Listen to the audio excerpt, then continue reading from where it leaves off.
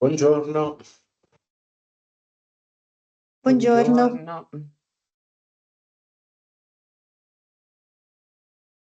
aspettiamo qualche minuto prima di iniziare, ovviamente.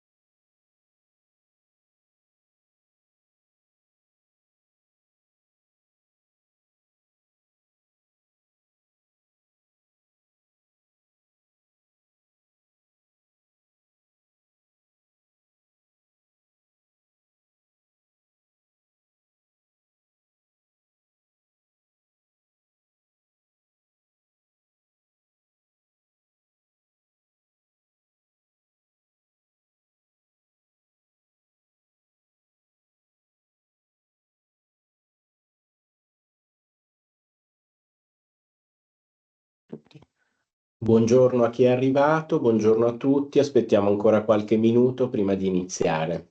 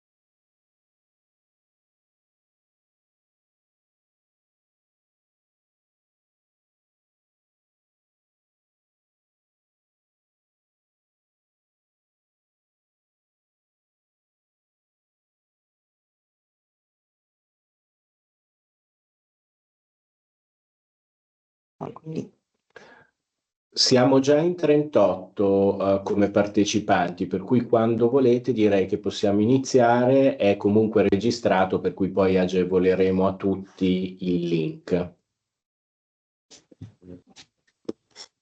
Bene, possiamo iniziare vista l'ora.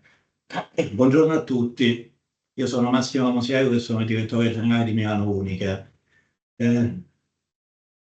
È un po' che stiamo sentendo tutti quanti parlare di Arabia Saudita, che è un mercato in crescita, potenziale, e per qualcuno non è potenziale perché qualcuno già ci sta lavorando anche con ottimi riscontri. Abbiamo ritenuto utile, grazie alla collaborazione degli amici di Onegger, e qui saluto Enrico Fasola che poi presenterà i suoi collaboratori, darvi informazioni sul mercato, informazioni su eventuali opportunità che offre il mercato e informazioni sulla manifestazione fieristica che sarà organizzata da Onegger nel mese di ottobre a Riyadh.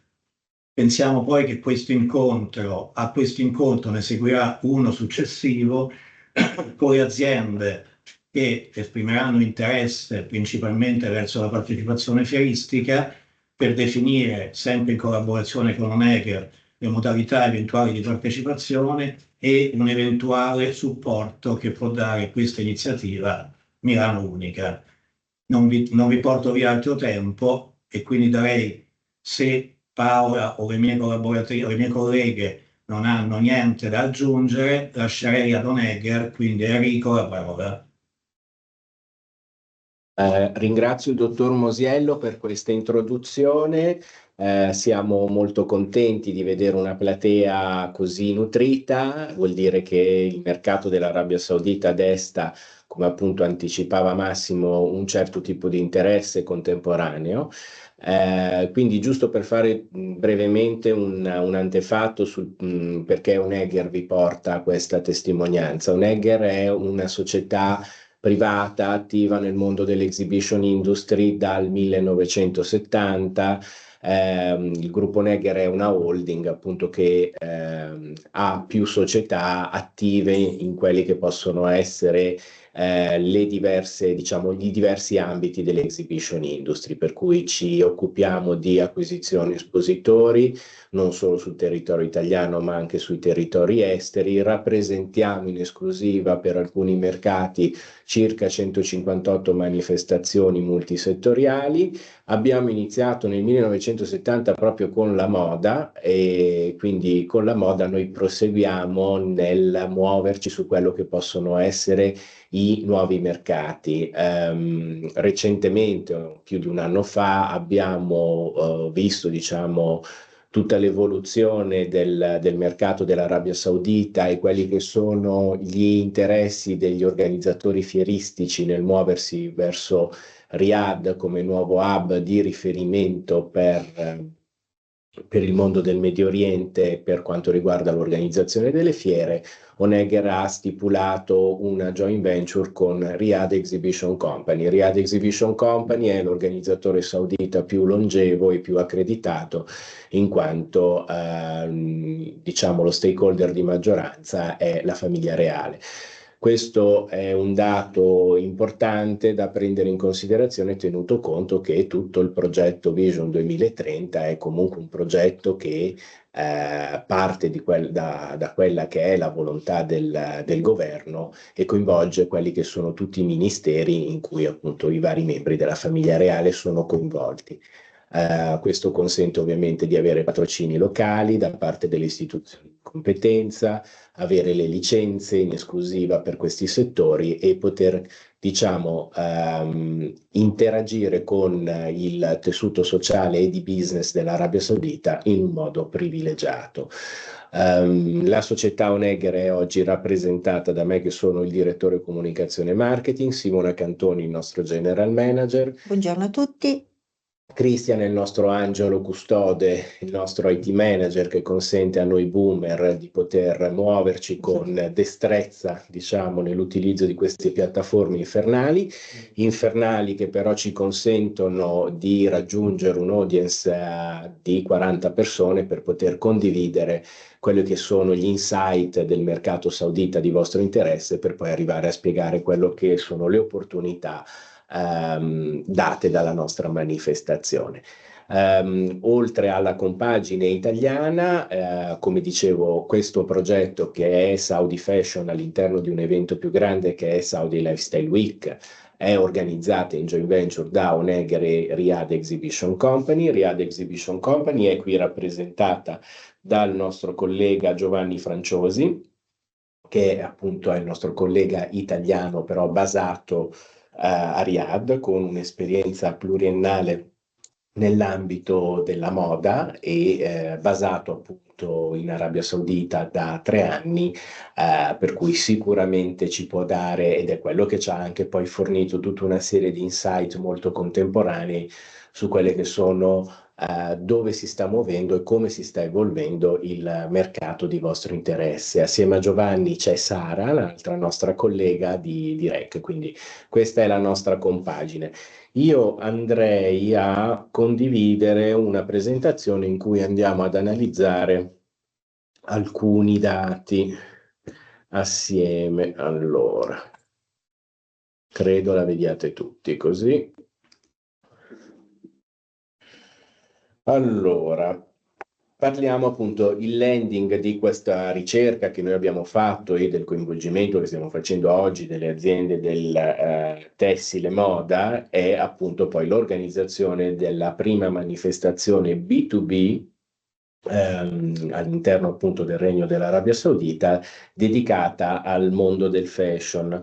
Parliamo del mondo del fashion dove prenderemo in esame diversi cluster ovviamente, quindi non solo il tessuto, in questo caso avremo il tessuto per l'abbigliamento e il tessuto tecnico e il tessuto per la casa, per poi arrivare al capo finito, quindi l'abbigliamento, donna, uomo e bambino, le calzature, gli accessori, lingerie e beachwear. Queste sono appunto le grandi famiglie che noi andremo a raggruppare con una compagine internazionale in termini di espositori che porteremo a questa manifestazione. Sicuramente il discorso del Made in Italy ha un ruolo cruciale, anche visti i recenti accordi tra il nostro governo e il governo saudita nell'aver definito appunto un patto bilaterale che porterà sicuramente tutta una serie di sviluppi e di migliorie per quello che sono i nostri scambi commerciali. È un progetto molto ambizioso, non riguarda solo l'Italia, per cui oltre appunto a Confindustria Moda, altre autorevoli associazioni industriali europee hanno già confermato la loro partecipazione tramite un accordo di partnership siglato con noi, e quindi tra cui Asso Calzaturifici, Asso Pellettieri, Associazione Italiana della Pelliccia. Questo per quanto riguarda l'Italia. Poi ci siamo spostati in Portogallo, dove sia l'Associazione del Tessile che dell'Abbigliamento che delle Calzature sono partner. Dalla Francia abbiamo, anche nel caso dei francesi, sul prodotto finito un accordo con l'Associazione della Calzatura, con le associazioni tedesche sia dell'abbigliamento che del tessile che della calzatura, e in Inghilterra con l'Associazione Tessile e Moda. Questo per darvi un po' diciamo un panorama generale di quello che sono i paesi chiavi europei che noi vogliamo coinvolgere nel portare appunto le aziende, le showcase delle aziende internazionali che appunto esporranno assieme ovviamente a una parte di espositori locali nei vari segmenti merceologici che vi ho citato all'interno di questa manifestazione. Dunque, giusto per darvi un quadro generale del paese, spesso quando si parla di Arabia Saudita bisogna fare anche un distinguo rispetto a quelli che sono gli altri paesi del Medio Oriente, a noi più noti e a noi più, diciamo, agevoli in termini di trattative commerciali. Quindi l'Arabia Saudita è sicuramente diversa da quello che sono gli Emirati Arabi e gli altri paesi del Golfo. Parliamo di un paese con un'estensione geografica che è pari a un terzo dell'Europa, popolata da 36 milioni di abitanti, e questi 36 milioni di abitanti per il 95% sono sauditi. Questo è un dato fondamentale, perché se noi pensiamo alla compagine delle società degli altri paesi del Golfo, diciamo che anche tutte le scelte di negozi piuttosto che prodotti sono sempre legati a un'unica fascia sociale, che poi è quella alta, anche perché diciamo i principali consumatori negli altri paesi del Golfo sono espatriati. Ecco, qui non solo sono tanto di più, ma sono tutti arabi, e parliamo di una società multistratificata, per cui sostanzialmente ci sono, come nelle società occidentali del nostro vecchio continente, target di riferimento distinti, ci sono vari livelli di target di riferimento e quindi anche opportunità per il prodotto finito differenti, sia in termini di tipologia di prodotto, prezzo e consumo. Perché vi faccio questo accenno su il prodotto finito? Perché è un dettaglio che voi che comunque producete tessuto dovrete prendere in considerazione. L'Arabia Saudita oggi non è da considerare solo e esclusivamente come un mercato di atterraggio, ma come un paese dove si sta sviluppando, ed è l'unico paese nel mondo arabo dove si sta sviluppando, con una serie di incentivi da parte del governo e azioni da parte del governo, un vero e proprio ecosistema del sistema moda, quindi dalla produzione del tessile alla manifattura, alla distribuzione, al consumo. Questo è un dettaglio importante perché dalla nostra esperienza che abbiamo nell'organizzare fiere per vari settori, tra cui la moda, nei vari paesi del mondo, sia in Europa che overseas, gli hub che tendenzialmente fieristici hanno un futuro e un futuro di crescita sono collocati normalmente nei paesi dove esiste già uno scambio completo a livello locale tra domanda e offerta. E questo è l'unico, diciamo, paese nel mondo arabo che oggi presenta questo tipo di situazione. Sempre parlando del prodotto finito, un ultimo dettaglio recente che voglio darvi è che Diciamo che ogni cittadino saudita ha a disposizione, al netto di quelli che sono le spese comandate, diciamo, un surplus di spesa che varia dai 15 ai 18 mila dollari pro capite. Fin tanto che il governo non si era mosso con tutta una serie di azioni che poi sono subordinate al Megaproject Vision 2030 per poter migliorare la qualità della vita dei cittadini sauditi nel territorio saudita, dando loro sicuramente tutta una serie di nuove iniziative da un punto di vista di miglioria della qualità della vita, dalle attività sportive agli hotspot turistici all'interno del paese, fino ad arrivare a quello che sono portare i nuovi eventi sportivi mondiali, portare i concerti. Diciamo che il cittadino saudita, questo famoso surplus, l'unico motivo di gratificazione ce l'aveva nella spesa di quello che era l'abbigliamento e gli accessori, motivo per cui storicamente negli ultimi 20 anni hanno fatto bottino tutti i brand del lusso globale, aprendo diverse porte nelle diverse città strategiche del mondo arabo.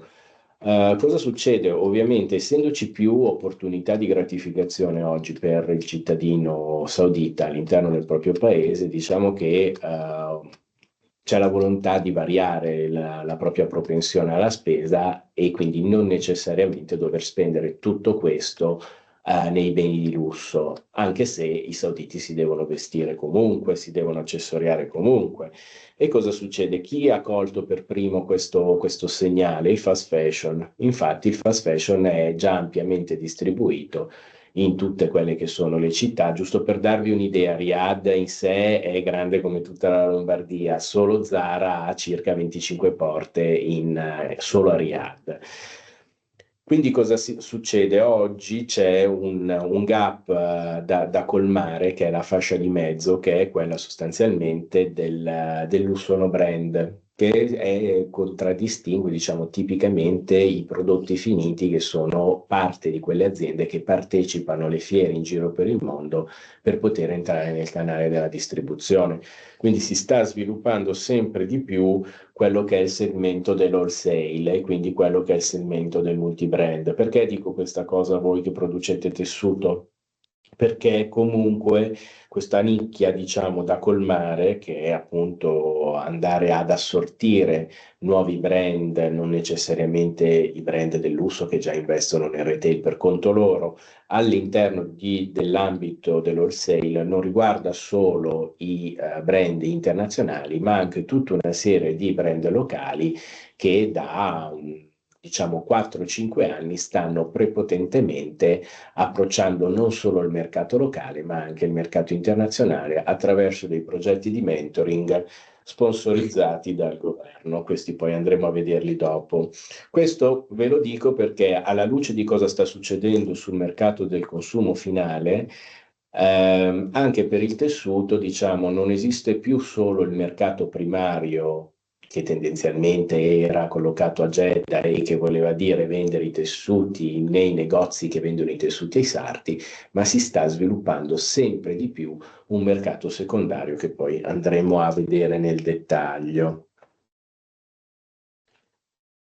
Figli, diciamo, di tutta questa evoluzione nel sistema distributivo e in generale negli scambi internazionali sono le diramazioni del megaproject Vision 2030. Vision 2030 è il progetto voluto dal principe Bin Salman, iniziato nel 2016, rispetto ad altri progetti ambiziosi visti in altri punti della Terra. Devo dire che questo effettivamente la timeline la sta rispettando rispetto a quelli che erano gli obiettivi prefissati. Ovviamente c'è un potere d'acquisto molto importante derivante da quello che è il business primario del paese, che è l'oil and gas, che ha consentito di investire in quella che è la diversificazione di quello che sono i vari settori, lo sviluppo dei vari settori per poter portare l'Arabia Saudita a diventare una delle 7 potenze più importanti nel mondo al completamento di questo progetto visionario che appunto è Vision 2030.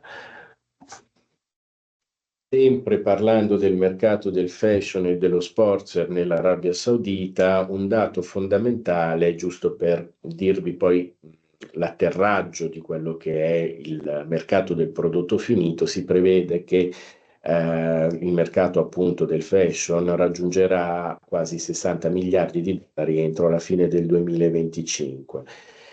Ovviamente questo significa grandi opportunità per poter esportare i prodotti finiti dall'Europa verso il mercato saudita, ma esistono anche grandi opportunità per i produttori locali di aumentare la propria produzione e le proprie vendite per soddisfare la domanda prevista. E in questo ovviamente c'è una compagine che è il famoso mercato, per voi ipotetico mercato secondario, che si sta sviluppando, che ha sicuramente necessità, e poi andremo a vedere nello specifico anche materico di che cosa è in qualche modo desideroso, per poter andare a sviluppare delle collezioni sempre più ampie da poter inserire in modo più prepotente nel mercato della distribuzione. Mercato della distribuzione, giusto per darvi una cifra, considerando quelli che sono i poli del commercio all'interno del paese dell'Arabia Saudita, quindi le città come Riyadh, Jeddah, Mecca e Medina, parliamo di uno sviluppo di spazi commerciali registrato al termine del 2024 pari a 962 mila metri quadrati.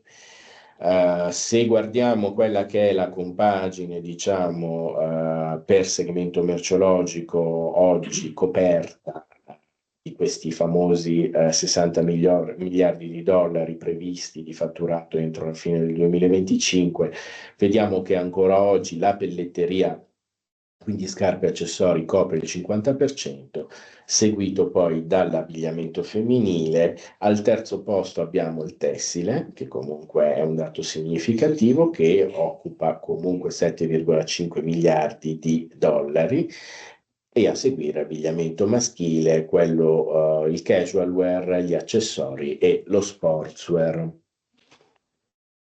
Entrando un po' più nello specifico di quello che è il mercato tessile dell'Arabia Saudita, noi vediamo che le dimensioni di questo mercato sono state valutate 9,5 miliardi di dollari nel 2024, con un tasso di crescita costante previsto del 3,60% da qui al 2033. C'è un'elevata domanda di tessuti realizzati con i materiali naturali, biodegradabili e riciclati. Diciamo che la nouvelle vague dell'ecosostenibilità è arrivata anche in questo paese, per cui sicuramente vengono privilegiate materie prime sostenibili come il cotone biologico, il bambù, la canapa. Questi, diciamo, sono i materiali di nuova generazione che vengono comunque richiesti e su cui sono sensibili i produttori di capi finiti nell'Arabia Saudita. Accanto al tessuto impiegato come tessile moda, hanno comunque un impiego interessante anche i tessuti funzionali, che vengono poi utilizzati per la produzione appunto di diciamo, abbigliamento in ambito medicale e di sicurezza sul lavoro. Ovviamente, siccome non tutti i potenziali buyer di tessuti sono soliti muoversi per il mondo e venire a Milano Unica o a Premier Vision, dove comunque, guardando i dati di registrazione dei visitatori delle ultime 3 edizioni, c'è stato un incremento importante dei buyer provenienti da quest'area geografica, ma il mercato non è composto solo da quei 50 buyer che si muovono per venire in Europa, che evidentemente hanno una struttura sia culturale che economica che esperienziale tale per poter venire in Europa, sapere da chi andare, eccetera. L'e-commerce funziona molto bene anche in questo senso. Per tutti quelli che non hanno l'abitudine o la struttura per potersi muovere nelle fiere internazionali per fare gli acquisti, sicuramente le piattaforme e-commerce hanno registrato dei dati interessanti, soprattutto per tutti quelli che sono i tessuti di lusso impiegati sia nell'abbigliamento che nella casa. Giusto per darvi un dato, il commercio dell'e-commerce legato al settore registra appunto un tasso di crescita costante del 13,70% nel periodo diciamo compreso tra il 2024 e il 2032. Andiamo a vedere quelle che sono poi le richieste del mercato, in primis le fibre naturali, come vi dicevo, come il cotone, la lana, la setellino. La seta ha un impiego ovviamente in quello che sono tutti gli abiti, diciamo, nell'ambito avvenimenti speciali, perché ovviamente vengono privilegiati viene privilegiata la seta per tutti quelli che sono gli abiti da cerimonia per le feste, che in questo paese sono molte. A seguire quelli che poi sono gli accessori pregiati come le cravatte, fino ad arrivare poi ai tessuti per la casa, in cui la seta viene impiegata appunto per la biancheria della casa e per le tende. Il cotone ha un ampio utilizzo sia per la realizzazione di quelle che sono le collezioni casual, sia per quelli che sono anche gli abiti tradizionali, locali sia per uomini che per donne, mentre le fibre sintetiche come il poliestere e il nylon stanno registrando un certo incremento perché all'interno appunto di questa nuova compagine del mercato secondario dei confezionisti sauditi c'è un segmento sempre più interessante di brand di abbigliamento sportivo o di abbigliamento athleisure, che data appunto la particolarità climatica del paese di cui stiamo parlando, devono necessariamente avere delle performance adeguate a quello che poi sono le condizioni climatiche del paese.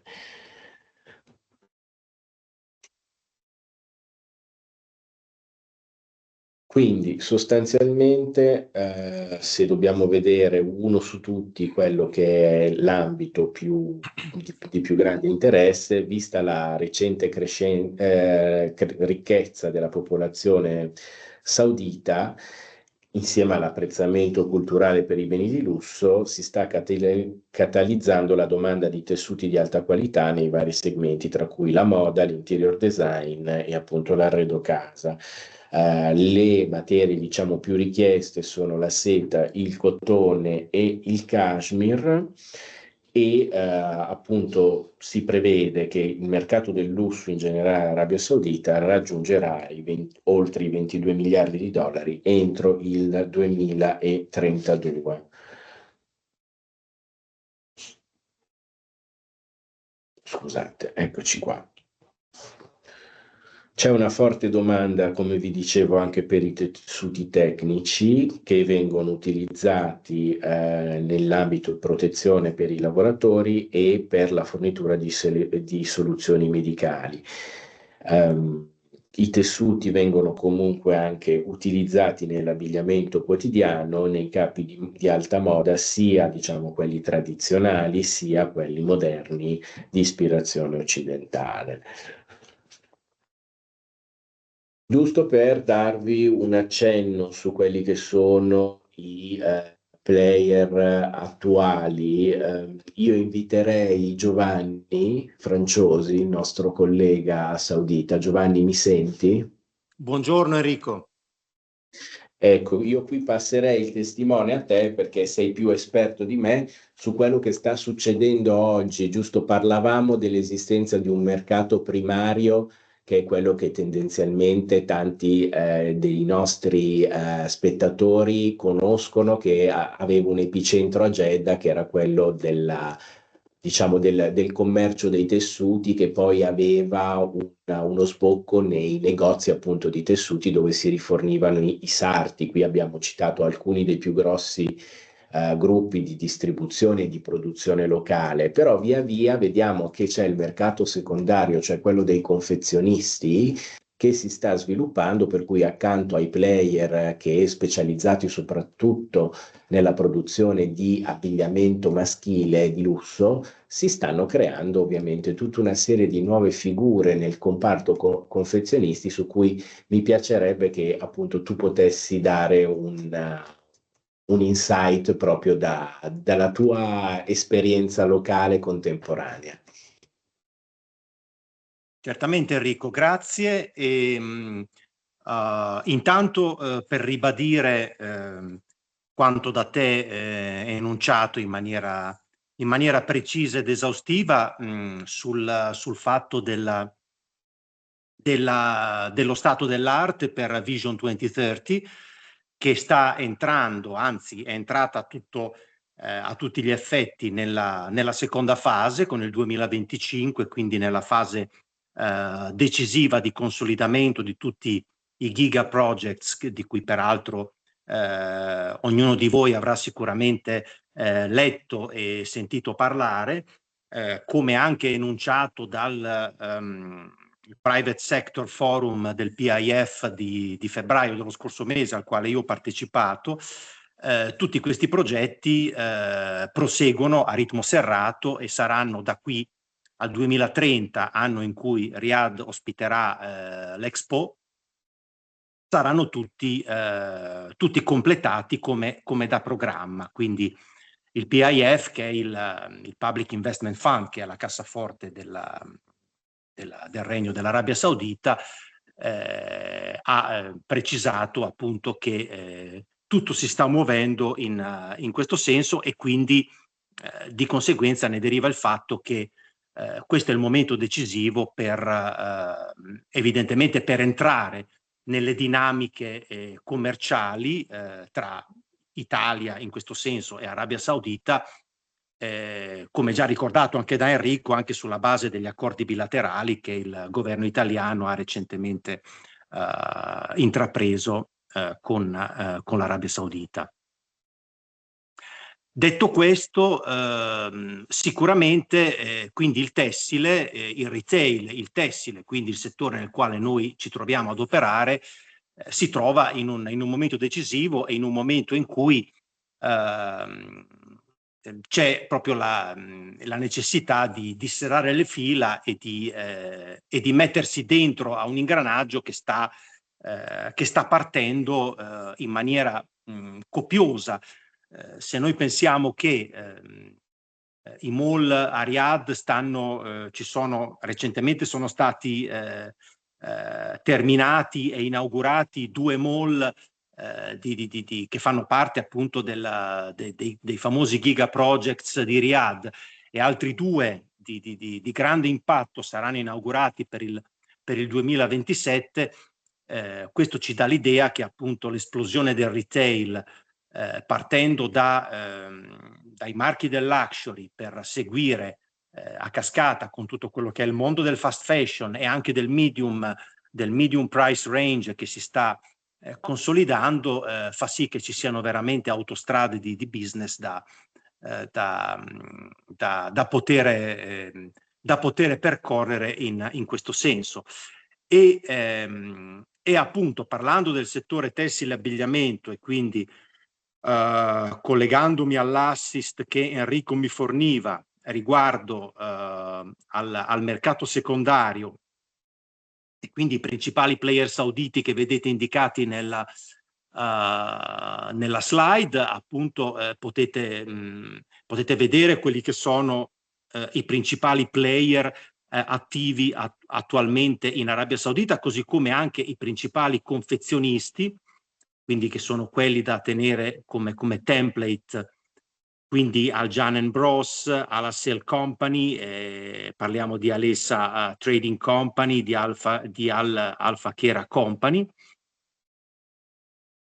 e poi seguendo una descrizione dei player del mercato secondario, intesi come coloro che promuovono e fungono da incubatori collettivi per i designer sauditi, perché l'elemento credo indubbiamente interessante che deve essere da voi analizzato e compreso e preso in considerazione sta proprio nell'ampio heritage di design e di creatori che esiste in questo paese, che è compreso nell'incubator principale, che sono i Saudi 100 Brands, quindi diciamo il progetto fondato e supportato dalla Fashion Commission, che raggruppa i migliori designer, indicati come 100, ma che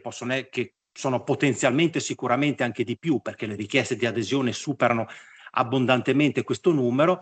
E quindi i designer sauditi che si stanno affacciando in maniera, alcuni prepotente, altri in maniera un po' più dissimulata, ma che sta sempre crescendo, sull'arena fashion locale e internazionale.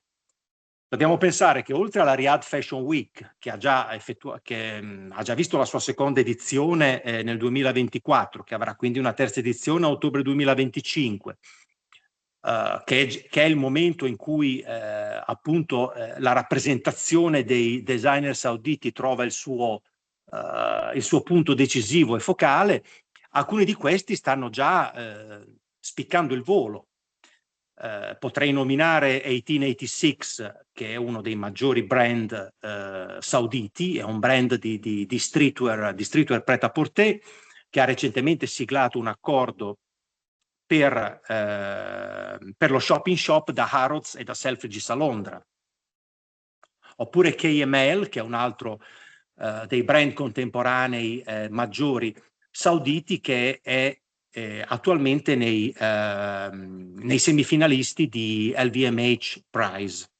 Quindi ci sono già dei segni tangibili per cui la moda saudi sta spiccando il volo, e qui appunto si inserisce quello che deve essere una consapevolezza da parte di chi appunto si occupa di tessuti e di chi vive il vostro mondo, di tutte le opportunità che si stanno aprendo a livello di produzione, a livello di distribuzione tessuti, in quanto la maggior parte di questi brand non ha attualmente, non è strutturata e non ha dei partner che li possano supportare e che appunto li possano aiutare a sviluppare il proprio business.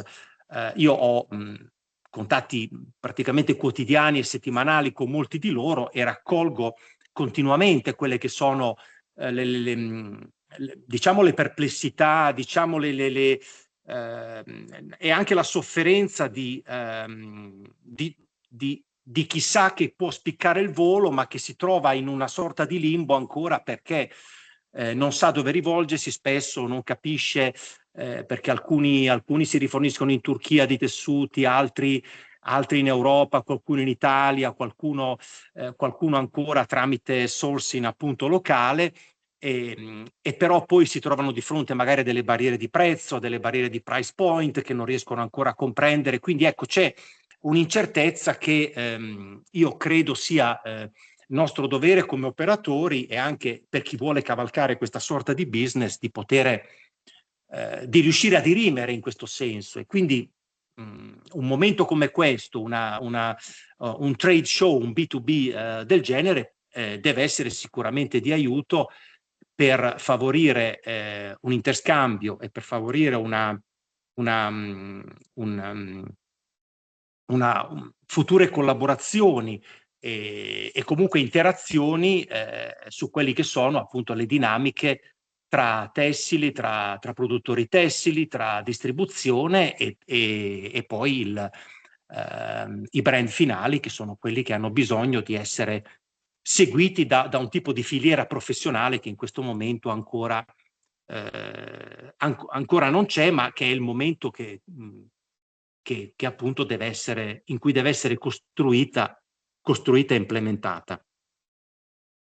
A tal proposito, Giovanni, ti inviterei a portare su questo tavolo di discussione l'esempio per far capire un player italiano della compagine del tessile. Mi parlavi del grosso gruppo di Prato, che già si è mosso in tal senso nel lavorare all'interno appunto della filiera saudita.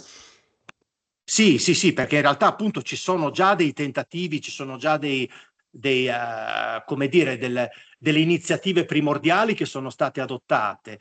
Riccardo Bruni di Liria, di House of Liria di Prato, è stato già contattato e sensibilizzato, e c'è stato uno scambio verso la fine dello scorso anno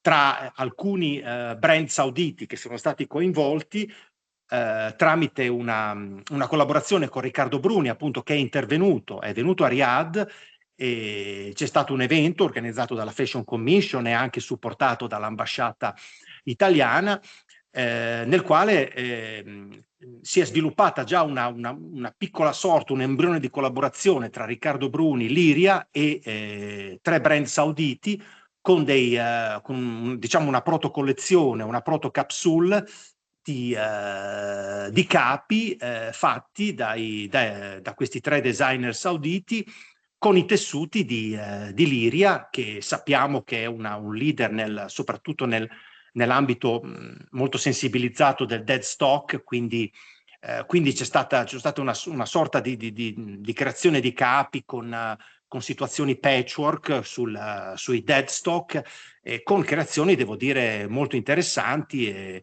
e quindi una strada, come Enrico giustamente mi suggeriva di ricordare, che è già un esempio di quello che potrebbe essere una collaborazione futura e quello che dovrebbe essere, a mio avviso, implementato, perché molti di questi designer hanno il talento e la sensibilità per farlo, per costruire, quando hanno il tessile giusto, adatto, a disposizione, per costruire vere e proprie collezioni, al di là di capsule più o meno estemporanee, ma vere e proprie collezioni destinate poi ad un mercato in primo luogo locale, quindi Saudi Arabia e GCC, ma poi anche internazionale. Esatto, quindi a questo punto questo famoso mercato secondario non è solo un bel disegno sostanzialmente, ma è un progetto già ongoing con delle testimonianze come quella che citavi tu poco fa del gruppo Liria, che già sta lavorando in tal senso con i designer, e questi designer, come dicevamo, non hanno solo uno sbocco sull'Arabia Saudita, che comunque non è un mercato piccolo, come dicevamo citando i numeri che ho anticipato all'inizio della presentazione, ma parliamo di brand che hanno anche delle velleità, diciamo, di distribuzione internazionale. Il progetto Saudi 100 Brand, in effetti, oltre a, diciamo, essere protagonista della Riyadh Fashion Week, ha già attivato di quelle collaborazioni internazionali, per cui con degli showroom a Parigi durante appunto il Pret-à-Porter, sfilate a Milano e a New York. Su Parigi l'estate scorsa il primo piano della Samaritaine ospitava 8 designer sauditi con le loro collezioni, quindi è un mercato secondario che si Sì, sta è già proprio avviando. ora Enrico, se posso aggiungere, Certo. la stessa iniziativa della Samaritaine sarà ripetuta a partire dalla settimana prossima a Printemps, che è l'altro magazzino diciamo di lusso di Parigi. Riferimento, sì. Quindi è proprio recente la riproposizione di quell'iniziativa. Perfetto, grazie Giovanni per questa tua testimonianza sul campo, diciamo che per noi è sicuramente molto importante. Quindi, fatte salve tutte queste premesse di opportunità, vediamo se riesco ad andare avanti con la presentazione.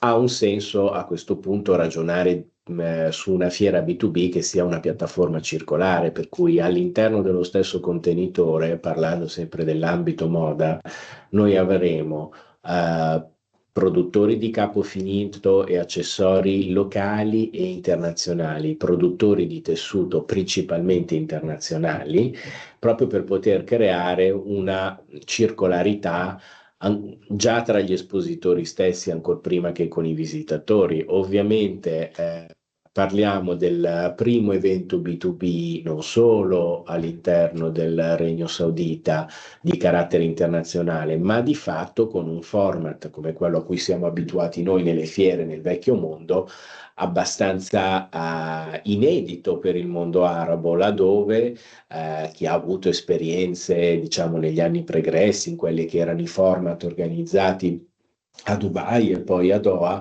diciamo, gli eventi moda erano sempre più degli eventi più entertainment che eventi B2B. Quindi legati più che altro a una serata di gala dove c'era una sfilata, dove c'era un momento VIP, ecco. Questo che noi proponiamo anche a fronte di quello che il Ministero della Cultura saudita, che è appunto il ministero che sta on top la scelta dei temi espositivi e dei player internazionali da coinvolgere per lo sviluppo dei nuovi temi espositivi, ha specificatamente richiesto, cioè loro necessitano di creare una piattaforma B2B internazionale circolare, date tutte queste premesse molto contemporanee e molto attuali.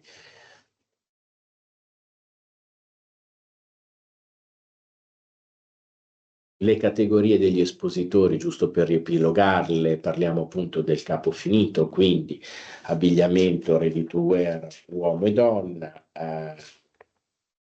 accessorio, bambino, beachwear, calzatura e tessile.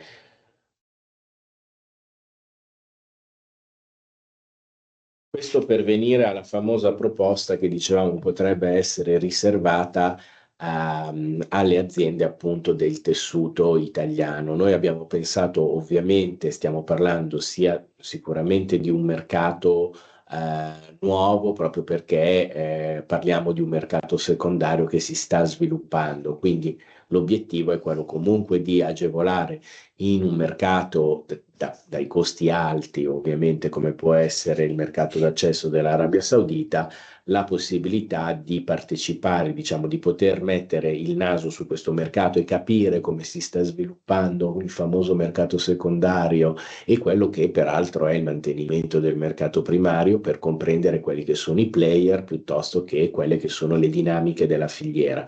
E quindi diamo l'opportunità alle aziende italiane di poter partecipare, se non vogliono partecipare in forma individuale, con una soluzione calmierata, che è quella che vi è stata poi anticipata nella comunicazione inviata gentilmente dai signori di Milano Unica, in cui appunto avete l'opportunità di avere uno spazio in cui poter portare diciamo una selezione delle vostre collezioni per poter affacciarsi a questo nuovo mercato.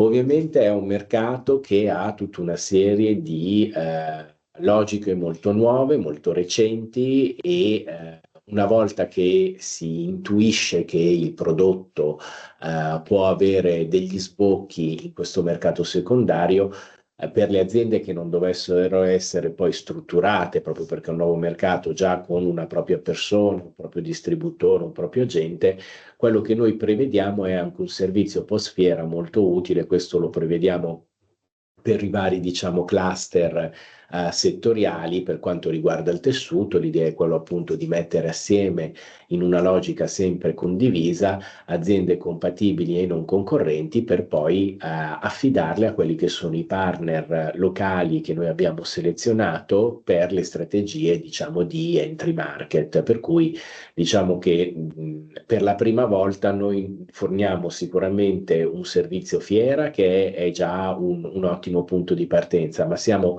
consapevoli che le aziende necessitino anche poi di un supporto in quello che sono le virtuose, che ci auguriamo tutti ci siano, attività post fiera. Per cui da questo punto di vista per chi parteciperà alla manifestazione avrà accesso a questi, diciamo, pacchetti di entry market ragionati, diciamo, condivisi, ragionati per cluster di aziende compatibili e non concorrenti. Questo, diciamo, è anche un ulteriore valore aggiunto di quella che è la, diciamo, la value proposition del nuovo progetto che noi proponiamo.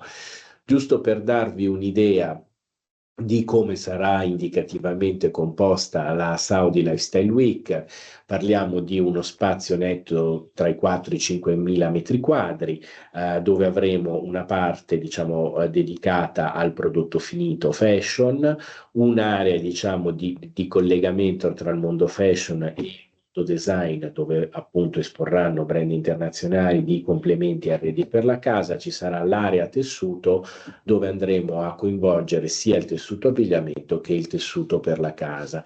Anche il tessuto per la casa ha un grandissimo sbocco in questo momento, proprio perché ci sono tutta una serie di iniziative a supporto di quello che sono gli incentivi alle nuove generazioni a comprare case e quindi ad arredarle.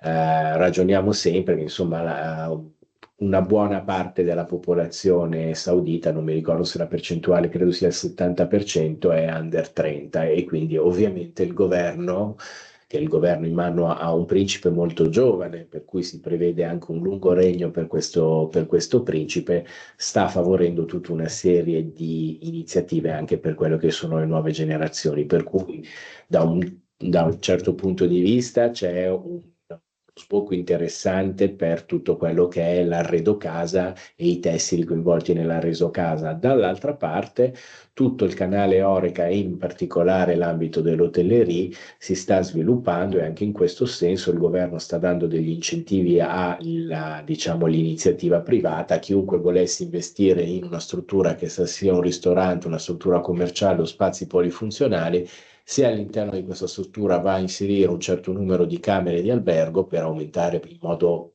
importante anche l'ospitalità di Riyadh, vengono dati degli incentivi, e di conseguenza questi alberghi poi dovranno essere anche arredati e vestiti con tende, tessuti e materiali di rivestimento. Quindi anche il tessile casa, per altre motivazioni sempre molto recenti, molto contemporanee, ha urgenza di svilupparsi all'interno del paese. Oltre alla parte di abbigliamento, cioè oltre alla parte fashion, avremo anche la parte sportswear, che è un altro segmento molto, molto interessante. Come citavo prima, ci sono diversi brand sauditi nel mondo dell'athleisure. Magari Giovanni può fare anche qualche esempio, che stanno appunto lavorando molto bene sul mercato e che hanno la necessità di approvvigionarsi di tessuti tecnici con delle performance particolari. Giovanni, puoi fare qualche esempio di brand athleisure locale? Sì, assolutamente. Il brand di punta è Kayani, che è un brand fondato dal PIF, dal Public Investment Fund, quindi è comunque diciamo proprio la testa di ponte dell'athleisure saudita, che ha già al suo attivo una boutique, una freestanding store nel Diplomatic Quarter di Riyadh, e che già ha un'ottima eco mediatica, anche perché evidentemente supportato dal PIF, quindi molto ben promosso dai social media, o comunque da tutte le operazioni di marketing che loro possono mettere in campo. Dopo quello ce ne sono altri che si stanno affacciando. Haddad è un altro marchio molto apprezzato dalla generazione Z, e anche numero 8, N8, che ha una filosofia direi abbastanza legata al football, che è comunque uno sport, come sicuramente voi sapete, molto seguito qua in Arabia Saudita, quindi legandosi al mondo del football hanno sicuramente acquisito una schiera di adepti notevole, e quindi sì, assolutamente la generazione Z, che come Enrico citava, insomma, qui si parla di percentuali dal 70 al 75% under 30, quindi comunque una generazione che è molto attenta al wellness, al well-being e a uno stile di vita che è quello che in Occidente già è ampiamente sperimentato, e che sicuramente sta aprendo una breccia anche qui. Un altro marchio che mi viene in mente è Adanola, che è basato a Dubai, quindi un marchio emiratino, ma anche quello che può essere inserito in un ideale roster, insomma, di brani athleisure. E l'altro elemento interessante è che comunque molti dei Saudi designer, tra quelli che citavo prima, o che se ne possono citare sicuramente altri, sono aperti a collaborazioni con lo sportswear. Nell'ultima Riyadh Fashion Week di ottobre, una delle sfilate più apprezzate, non a caso, è stata quella di Kaf by Kaf, che è che è un brand couture locale, un ottimo brand couture locale, che ha sfilato insieme ad Adidas. Quindi comunque c'è stata proprio la proclamazione di Kaf by Kaf for Adidas, e quindi una vera e propria collab, come non so, come la Nike con Sakai, come Adidas con Yohji Yamamoto, Stella McCartney, ecco, quindi siamo a questo livello, ecco, per cercare di fare capire un po' qual è la soglia che è stata raggiunta, perché se un marchio come Adidas si spinge ad una collaborazione con un brand saudita significa che il mercato è maturo, o che quantomeno, insomma, a livello di design ci sono delle opportunità che devono essere colte e che Adidas giustamente ha colto, ma credo che su quella strada ce ne saranno altre. Grazie Giovanni, sono importanti questi esempi anche legati alle collaborazioni tra brand sauditi emergenti o emersi e brand diciamo globali, anche per far comprendere che non stiamo andando sulla Luna da questo punto di vista, stiamo andando in un territorio dove già sono in essere tutta una serie di operazioni molto analoghe a quello che succedono attualmente anche nel nostro vecchio mondo occidentale. Certo. C'è solo una differenza, che non c'è una grande storiografia diffusa su questo genere di comunicazioni e questo genere di operazioni. Al di là di quello che sono le fonti per gli addetti al settore, c'è poca comunicazione, cioè quando si parla di Arabia Saudita si parla di Vision 2030, si parla di megaproject urbanistici che vedono sicuramente anche, danno un avvio importante a quello che è lo sviluppo di tutto il resto, però su come il resto sia già realtà, lo sviluppo di tutto il resto è già realtà, ecco, manca in qualche modo una diffusione di comunicazione. Lo scopo anche di questi momenti di confronto come il webinar odierno servono proprio per poter condividere tutto quello che è diciamo il background funzionale, informativo per poter comprendere il valore di una fiera commerciale come quella che noi lanceremo a ottobre. Le date saranno appunto dal 6 all'8 ottobre 2025. Io interromperei la condivisione e lascerei spazio a questo punto a degli interventi, qualora ci fossero delle domande.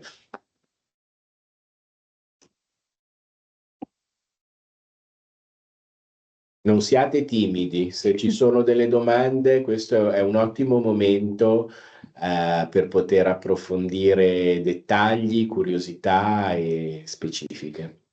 Potete farle a voce, scriverle nella chat come siete più comodi.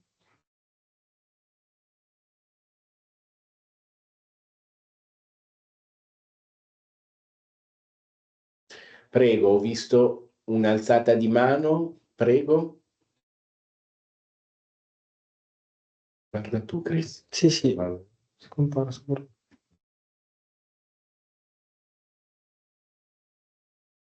È una finta.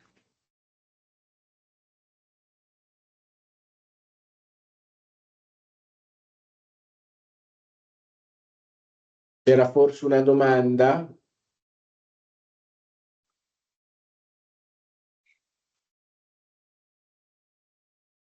No, mi sa di no, quindi... Scritto in chat. Ah, scritto in chat. Cosa c'è scritto in chat? C'è scritto. Potete dare un'idea dei costi? Certo, assolutamente sì. Magari ripeti la domanda che non so se gli Sì. altri l'hanno vista. Allora, ci viene chiesto di avere un'idea dei costi. Dunque, noi possiamo ricondividere quella che era la soluzione che noi avevamo previsto in un'ottica collettiva, per cui con l'idea di poter raggruppare delle aziende, quindi qui parliamo di un'isola che può essere, diciamo, allestita con un minimo di partecipazione di 8 collezioni, quindi 8 brand. Parliamo appunto di un'area di 72 metri quadri suddivisa, più o meno sono 9 metri quadri a testa. Abbiamo in dotazione per ogni azienda appunto un espositore autoportante su rotelle, un tavolo e 2 sedie, le prese elettriche e condiviso appunto ci sarà il ripostiglio e nel volume del ripostiglio ci sarà appunto tutta la parte grafica con i fascia name.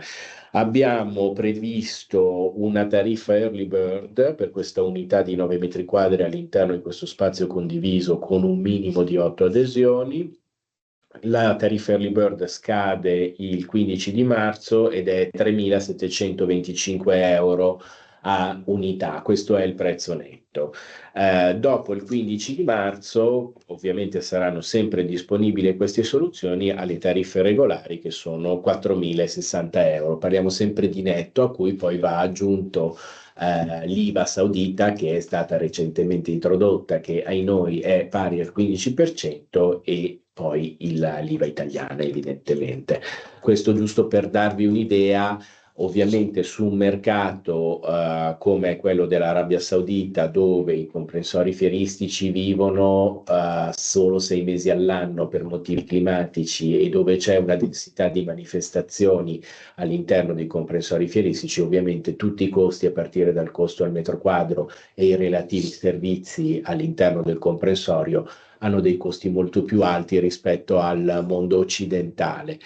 Giusto per darvi un parametro, lo stand individuale di partecipazione, che consta di 12 metri quadri, in forma appunto individuale, costa praticamente il doppio rispetto a quello che vi ho indicato ora, per cui parliamo sull'early bird siamo sui 7.000 e passa euro, 500, sì. 7.500, come regular price siamo oltre gli 8.000.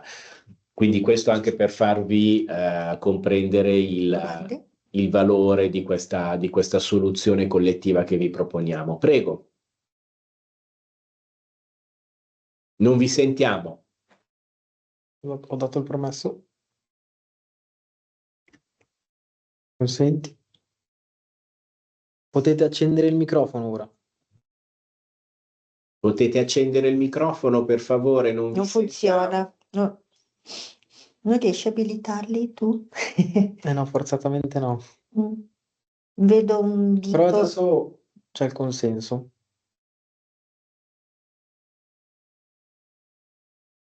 Sì.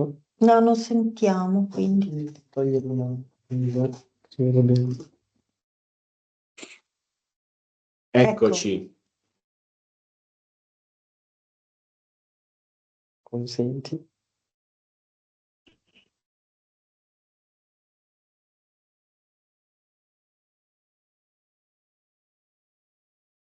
Sono intanto alcune domande sulla chat. Allora andiamo intanto alle domande sulla Sì, chat. certo. Allora, è prevista anche una sezione di produttori di accessori tessili come nastri, etichette, cerniere, bottoni, eccetera, eccetera?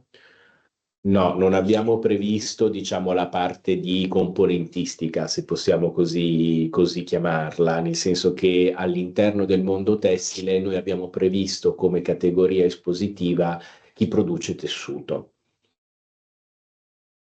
Poi, la fiera è alla prima edizione, c'è una previsione di affluenza anche da altri paesi? Allora, la fiera è alla sua prima edizione perché, come spiegavamo, diciamo, fino a qualche tempo fa non esisteva il concetto proprio di poter creare un mercato internazionale, una piattaforma di scambio, quindi sì, è alla sua prima edizione. La promozione sui visitatori e sugli espositori viene fatta localmente non solo sul mercato saudita, ma su tutto il mercato del Golfo, quindi tutti i paesi GCC, quindi Emirati, Qatar e quant'altro. Il nostro partner di comunicazione a supporto delle attività, diciamo, di direct marketing che verranno svolte da Riyadh Exhibition Company sul territorio locale è Niche Arabia. Niche Arabia è l'agenzia di comunicazione più accreditata nel mondo del lifestyle, che sostanzialmente muove tutti quelli che sono i player nel mondo, diciamo, moda e affini, quindi lifestyle, all'interno dell'area del Golfo. Potete mandare slide e i contatti per eventuale partecipazione con indicazioni di tariffe, agevolazioni? Assolutamente sì, al termine di questa sessione noi manderemo il link per poter rivedere il webinar registrato, unitamente alla presentazione che abbiamo appunto condiviso in PowerPoint e a quello che è il layout della soluzione che vi abbiamo proposto con i relativi prezzi E moduli di e i adesione. moduli di adesione, chiaramente. Esistono brand sauditi paragonabili come prezzi ai nostri brand europei, esempio Gucci, Chanel, Prada, eccetera? Allora, su questo non so se Giovanni, perché lo vedo che è frizzato nel video. Giovanni, mi senti? Sì, sì, io vi sento e vi vedo. Tu mi senti? Perfetto. Ecco. Allora, c'è una domanda che ci chiedono se esistono già dei brand sauditi che si sono sviluppati in un'ottica di brand globali come i nostri brand globali del lusso europei. Allora, mi viene da dire che solo per una questione, diciamo, temporale non hanno ancora maturato, come dire, le ossa per poter essere percepiti oggi come Gucci piuttosto che Prada. Sicuramente adesso Giovanni potrà dare degli esempi pratici, ci sono dei brand che stanno lavorando in quella direzione. Sì, assolutamente, assolutamente. Non hanno sicuramente raggiunto lo status dei top brand, se per questi intendiamo, insomma, da Chanel, Hermès o comunque LVMH o Kering. Però ci sono una serie di brand che già da anni si sono affacciati, soprattutto penso alla parte couture, perché quando parliamo di brand sauditi dobbiamo evidentemente distinguere, come peraltro accade anche in altri mercati, tra i brand couture, i brand prêt-à-porter, i brand streetwear. E quindi ci sono dei brand couture che hanno già affrontato anche degli eventi, delle sfilate, dei défilé a Parigi e Londra. Penso ad esempio a Mohamed Ashi, che è il nome di punta, che poi è colui che è stato designato per disegnare le divise di Riyadh Air che sarà operativa da fine 2025 ed è la ultra luxury compagnia aerea nata e voluta da King Salman e dal Crown Prince Mohammed bin Salman come la flotta ammiraglia, accanto ovviamente alla Saudia, che è la canonica classica airline saudita, ma la Riyadh Air sarà l'ultralusso che vorrà sbaragliare il campo con di Emirates o di Qatar Airways e diventare in assoluto la compagnia di lusso del Golfo. E Mohamed Ashi ha disegnato le divise per Riyadh Air ed è uno dei couturier, forse il più apprezzato in questo senso, ma direi che ce ne sono anche altri. C'è un marchio che si chiama Deal, che si è appena affacciato al mondo couture con una produzione italiana di lusso al 100% con dei price point che sono paragonabili alle grandi house couture come Chanel. Quindi sì, la risposta è sì, ci sono dei brand couture che già operano nell'alta gamma del luxury, ma evidentemente che non hanno ancora l'allure e l'eco che possono avere i grandi marchi, ma insomma diamogli tempo e sicuramente ci arriveranno. Grazie mille Giovanni. Diamo seguito alle altre domande. Allora, la prima era... Volevo solo sapere se nel costo indicato ci sono anche i servizi post fiera. Allora, ci viene richiesto se nel costo indicato, quello di 3.700 che poi diventa 4.000, è incluso anche un servizio post fiera. Insomma, la vedo un po' difficile come soluzione anche onirica, nel senso che questo è per dare l'opportunità alle aziende di partecipare all'interno della fiera con dei costi calmierati. Quello che sono poi i costi post fiera vanno ovviamente calcolati ad hoc una volta che vengono identificate quante e quali sono le aziende e quelle che possono essere delle soluzioni di strategie di entry market. Ovviamente, mentre diciamo una partecipazione fieristica ha dei parametri di calcolo che sono uguali per tutti, che sostanzialmente sono l'area nuda e l'allestimento. Per i servizi, diciamo, di entry market, ovviamente ci sarà la necessità di andare a calibrare in funzione di quello che sono le esigenze delle aziende, ma comunque sono separati e calcolati a parte rispetto alle cifre che vi indicavo prima. Andiamo avanti con le domande. Per la fiera che si terrà ad ottobre, quali sono i tessuti più indicati da presentare in termini di composizioni e stagioni di riferimento? Giovanni, hai sentito la domanda? Sì, sì. No, ecco, questo forse puoi dare tu più una risposta più adeguata. Ma direi che la gamma dei tessuti dovrebbe essere intesa in senso lato e in senso completo, perché comunque sì, la stagionalità, a differenza di quello che si potrebbe pensare, ci sono delle stagionalità da osservare in Arabia Saudita, quindi nella regione di Riyadh, dove io vivo, e nella regione della capitale, comunque esiste una stagione invernale, per cui vanno considerati anche tessuti, assolutamente tessuti invernali, per i mesi che vanno nello specifico diciamo, da novembre a febbraio-marzo, quindi adesso stiamo cadendo alla fine dell'inverno. Quindi sostanzialmente direi che comunque sì, l'aleatorietà delle stagioni fa sì che i tessuti debbano essere considerati in toto, quindi mi verrebbe da dire di non focalizzarsi su tessuti comunque, come si potrebbe pensare, su tessuti prevalentemente leggeri estivi, anche se quelli fanno sempre la parte del leone, ovviamente, ma anche considerare tessuti invernali. Quindi direi che tutta quella che è la gamma preziosa, insomma, dei lini e dei cotoni da una parte, delle sete, delle lane dall'altra, insomma, deve essere considerata in toto.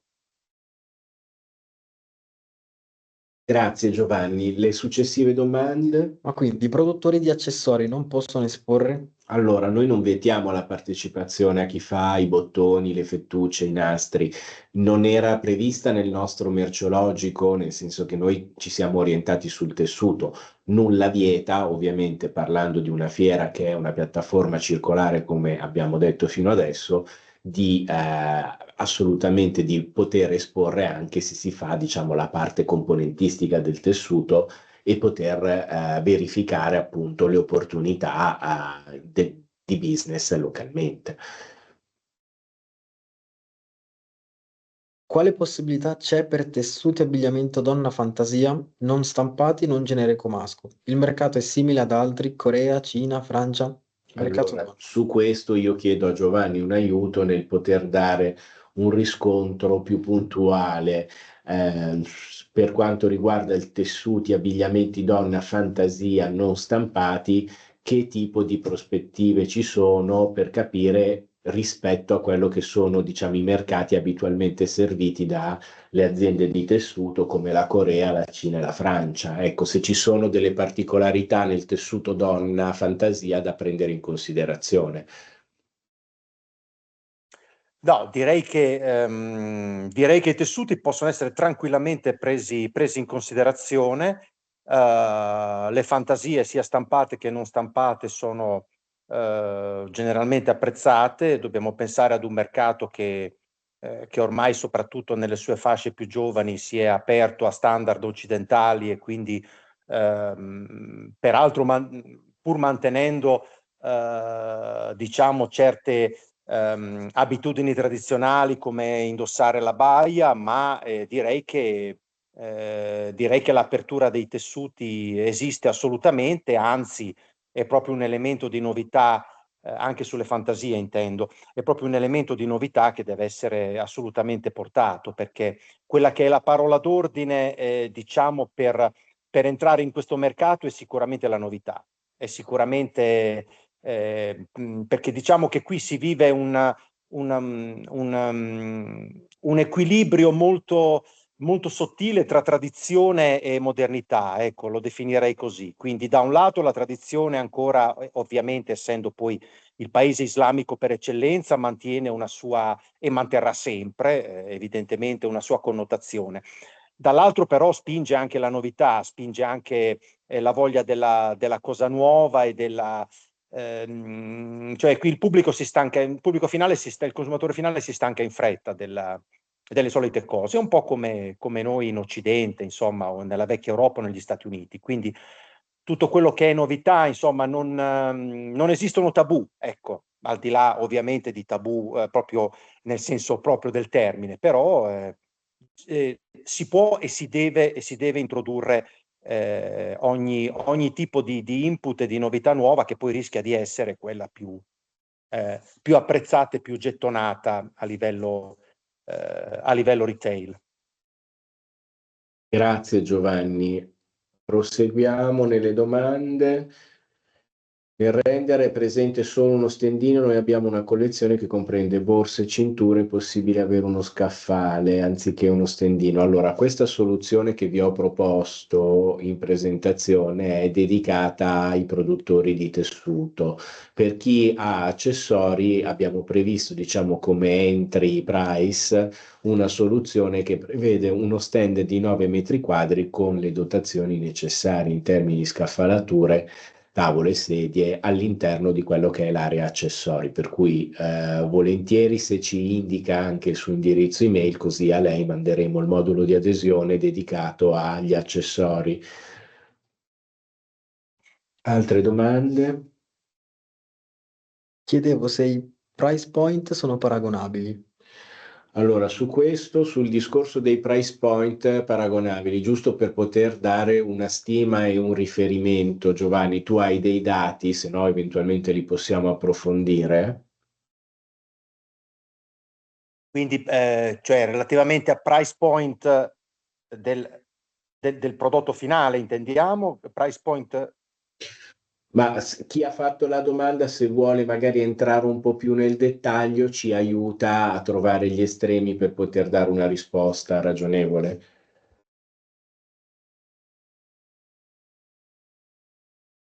Se provate ad accendere il microfono dovrebbe funzionare. Chi ha fatto questa domanda può provare a accendere il microfono, per favore?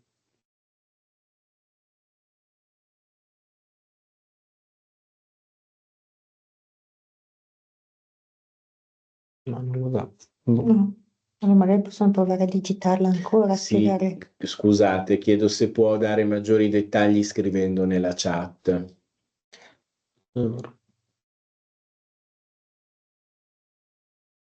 Ma io direi Enrico che fondamentalmente si potrebbe rispondere che i price point sono determinati dal livello, cioè sono equiparati a quelli che sono i price point negli altri mercati internazionali.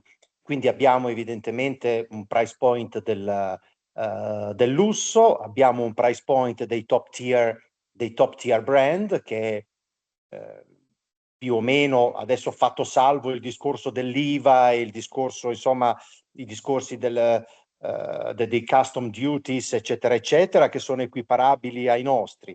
Abbiamo un price point dei grandi player del fast fashion che sono comunque anche loro equiparabili. Quindi, diciamo, se è questo il tipo di risposta che si chiede. Giovanni, grazie. Io adesso non so se chi aveva posto questa domanda aveva ulteriori dettagli da verificare, ma mi sembra che la risposta che ha dato Giovanni sia per il momento già esaustiva. Ulteriori domande? pensate che per abbigliamento invernale possono essere indicati e adatti tessuti in peso giacca o cappotti casual e non puramente da cerimonia o classici? Tessuti in misto, lana, seta? Certo. Vai. Credo proprio di sì. Giovanni, se vuoi dare comunque degli esempi da questo punto di vista, ci chiedono per l'abbigliamento invernale, al di là di tutto quello che è il mondo ceremony, quali possono essere, diciamo, i tessuti invernali impiegati in quali tipo di collezioni, uomo, donna, che genere di landing hanno questi tessuti invernali, se ce l'hanno. Sì, sì, assolutamente, assolutamente. Domanda interessante e pertinente, per la quale, come avevo già anticipato prima, ribadisco che soprattutto in certe regioni dell'Arabia Saudita, quindi Riyadh, che è la regione poi che ha il più ampio turnover e comunque che è quella che deve essere presa in considerazione come template. Esistono i mesi invernali, quindi direi che buoni 3 mesi di situazione pseudo-invernale, paragonabile alla nostra mediterranea, e quindi la necessità di tessuti invernali. Cioè noi nei nostri negozi, o nei negozi multibrand che seguo come consulenza e come management operation, si vendono capi invernali come si vendono a Milano e a Parigi a novembre, dicembre, gennaio. Quindi in questi 3 mesi, per questi 3 mesi devono essere previste i tessuti invernali. Tanto per fare un esempio, si vendono i piumini di Moncler e di Canada Goose, ma questo non solo perché poi il cliente finale viaggia in Europa e quindi se lo compra per andare a Londra, ma anche per utilizzarlo qui a Riyadh. Quindi io assolutamente consiglierei, come già avevo detto nell'intervento precedente, di puntare su tessuti invernali delle stesse pesistiche, delle stesse caratteristiche che vengono usati per l'Italia e la Spagna, ecco, se non proprio per i paesi nordici, ma comunque per l'Italia e per la Spagna, per i paesi mediterranei, sia per l'uomo che per la donna, e anche e soprattutto per un discorso casual, perché comunque il casual è quello che loro indossano sopra i loro abiti tradizionali, e quindi come dire, ad esempio l'uomo sopra il tipico classico camicione bianco che loro indossano, il piumino, il gilet di piumino, il cappotto. Ho venduto cappotti di Zegna, ho venduto cappotti di Dries Van Noten, di Balenciaga, insomma, che erano quelli che erano in boutique a Milano. Quindi questo è un po' il quadro sui tessuti. Grazie Giovanni. Ci fanno un'ulteriore domanda che non so se hai modo di poter verificare e rispondere. Dicono un'idea delle quantità che possono passare per l'abbigliamento donna, cioè un ordine tipo, considerando quello che poi è il tipo di produzione di questi brand sauditi, per cui parlando di un confezionista che fa donna, un'azienda di tessuto chiede, ma un ordine minimo che possono chiedere cos'è? 300, 1000 metri? Io non so se noi abbiamo, come dire, degli elementi per poter dare questo tipo di risposta così dettagliata, insomma, dare già una previsione di quello che può essere il metraggio. Quello che possiamo dire è eventualmente la dimensione delle aziende, dei confezionisti locali, e che poi i landing hanno nella distribuzione. Ecco, questo sì, forse di più. Ma io direi che così a spanne sicuramente dai 500, dai 500, 800 in avanti sicuramente. Poi dipende, evidentemente, qui occorrerà sicuramente una mappatura più precisa e quello che è anche un dettaglio, e soprattutto a chi ci si vuole riferire, perché ci sono diverse realtà poi alle quali ci si può approcciare. Quindi magari mi viene in mente che per alcune realtà i 500, 800, 1000 metri sicuramente sono già un quantitativo da poter prendere in considerazione. Per altre poi bisogna muoversi più in alto e più in alto sulle quantità, sicuramente. Perfetto, grazie Giovanni. Io vedo che non ci sono altre domande nella chat, non so se qualcun altro aveva altre domande da fare.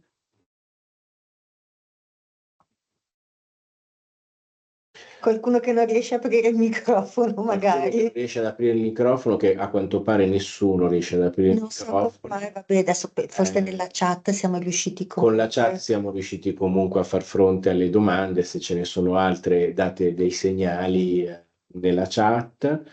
Ma ad ogni modo, anche qualora vi venissero in mente successivamente delle domande o degli approfondimenti, noi siamo qui, per cui vi invitiamo a scriverci, a contattarci anche successivamente. Sì, anche perché appunto adesso faremo il follow up di questa sessione. La nostra collega Rossella Bolzacchini manderà appunto lei tutta la documentazione di cui parlavamo e quindi poi potrete fare riferimento a lei come nostra, diciamo, figura preposta a darvi tutta quella serie di informazioni che dovreste necessitare, oltre a, diciamo, i dettagli della fiera. C'è un'altra domanda. Noto maggiore propensione verso i tessuti accessori. Potrei sbagliarmi. Ci sono potenzialità anche per aziende produttive del settore underwear e nightwear?